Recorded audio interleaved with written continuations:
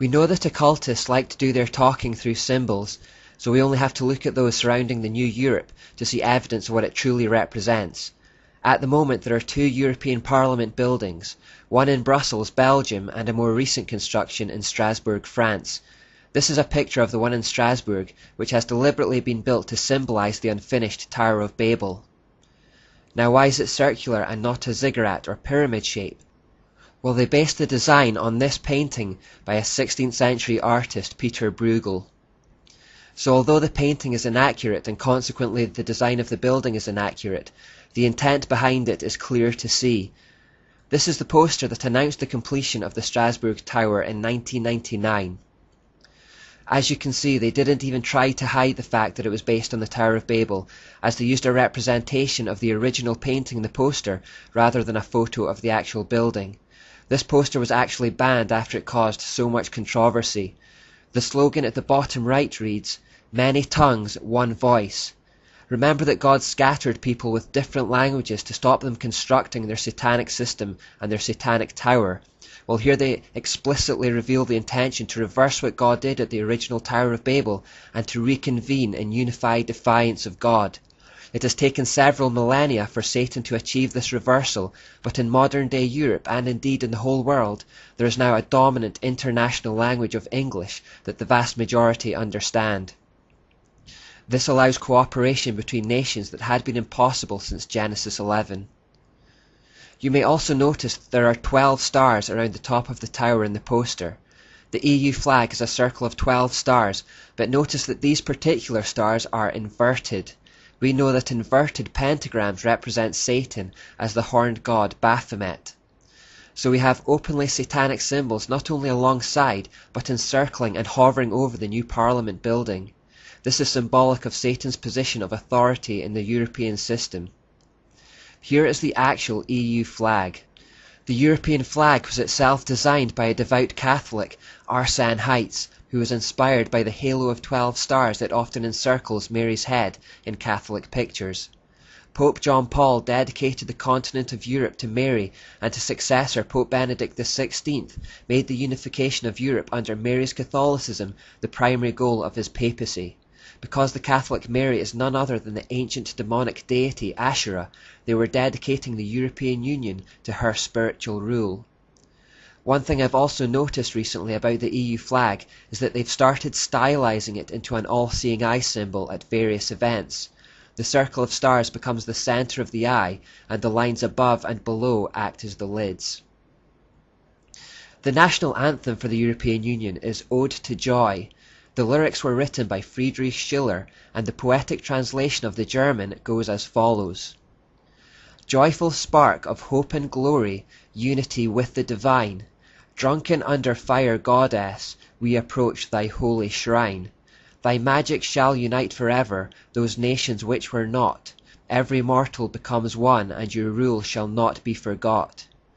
So the national anthem of Europe is therefore an anthem to Asherah that talks about bringing everyone into unity with the divine so that we may become as gods ourselves. It talks about entering the shrine of the pagan goddess with drunkenness and being united by the power of magic and fire. This is deeply wicked stuff. Within the main chamber of the Strasbourg unfinished tower building there are 679 seats. They have all been filled except one which currently lies empty, the 666th one. And now to the crux of the matter. One of the first things I did in this series was to draw a line from Genesis 11 that talked about a literal Babylon to Revelation 17 that talked about Mystery Babylon as the mother of all prostitutes, the fountainhead of evil. My goal throughout this whole series in a way has been to show the link between those 2 points. So we can now go to Revelation 17 and it should start to make a lot of sense. Come with me, he said, and I will show you the judgment that is going to come on the great prostitute who rules over many waters. The kings of the world have committed adultery with her, and the people who belong to this world have been made drunk by the wine of her immorality. So the angel took me in the spirit into the wilderness. There I saw a woman sitting on a scarlet beast that had 7 heads and 10 horns, and blasphemies against God were written all over it. The woman wore purple and scarlet clothing and beautiful jewellery made of gold and precious gems and pearls. In her hand she held a gold goblet full of obscenities and the impurities of her immorality. A mysterious name was written on her forehead: Babylon the Great, mother of all prostitutes and obscenities in the world. I could see that she was drunk with the blood of God's holy people who were witnesses for Jesus. I stared at her in complete amazement. The woman, as we know, is the goddess who is the embodiment of this false religious system that started back in Babylon. The same false mystery religion we've been following throughout all history in this series. Continuously throughout that time, the same goddess has kept popping up in the background under the name of Semiramis, or Asherah, or Jezebel, or Mary, or the goddess of reason. This evil system is the source of all obscenities in the world. We've seen that. How what started in Babylon has flowed down through history, creating all false religions and polluting people with evil ideas, causing oppression, death and misery by various means. Revelation tells us she is drunk with the blood of God's holy people. We've seen that too. We saw what she did to true Christians through Catholicism and through the Jesuits and through the French Revolution, to name just a few examples. She killed anyone who got in her way. Now what does Revelation 17 say she rides in on? What is she paired with or connected to? The beast she is riding matches the description of the beast from Revelation 13 and Daniel 7, the end-time empire of iron and clay. This New World Order, amalgamation of all the previous world empires centered in Europe. It has the same description. 7 heads and 10 horns and blasphemy is written all over it. So the woman or prostitute represents the false mystery religion. The beast that she rides in on represents the false political or temporal system. And this is a picture of what Semiramis did with Nimrod back in Babylon. Remember that Semiramis was primarily the religious figurehead and Nimrod was primarily the political figurehead. And the spiritual is actually more important because spiritual authority sits behind temporal authority to give it strength. So get the image in your mind of a woman riding on a beast. And now look at this monument which sits outside the Strasbourg building. And now look at this one outside the Brussels building. A woman riding a beast, specifically a bull, is actually one of the primary motifs for Europe and has appeared on stamps, phone cards and currency. We know that Nimrod or Baal was represented as a bull in ancient times, so here we have Baal and Asherah all over the stamps and currency and outside both parliament buildings. The prostitute and the beast, the false religious system riding in on the back of the false political system, the male and the female in one. The reason this logo was picked because in the Greek form of the mysteries, Asherah became known as Europa. So actually, the entire continent is named after Asherah.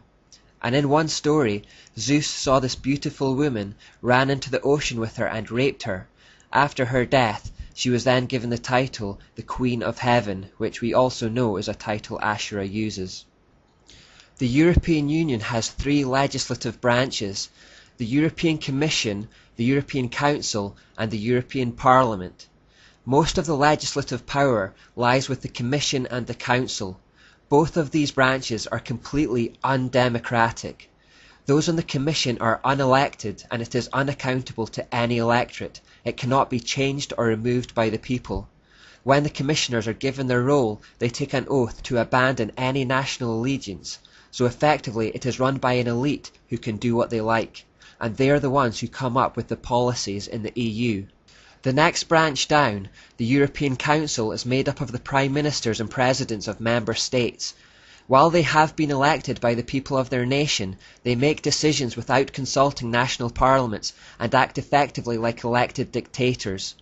People in Britain will remember Gordon Brown sneaking off to Lisbon to sign away our sovereignty on what was effectively a constitution without referring to the people, because he knew that we would reject it if asked. He gave us no say in the matter and did it anyway. All these national leaders don't get to create policies, they only vote on policies handed down to them by the Commission, that is, the unelected elite at the top. The third branch, the European Parliament, is the only branch with any democratic principles at all, but it has very little power by comparison with the other 2. Every year, countries hand over more and more of their national sovereignty to this centralised dictatorship. Here in Britain, we've had several examples recently of Europe imposing law changes on our country by people none of us voted for and who none of us know or want. Our politicians carry on regardless. As you can see, the stage is being set for the emergence of a global political system, a global economic system, and a global religious system based on the mystery Babylon religion. But if the European Union will be the most powerful empire at the end of time, there is still a whole world out there to be brought into line. Another occult organization has been tasked with that project, the United Nations.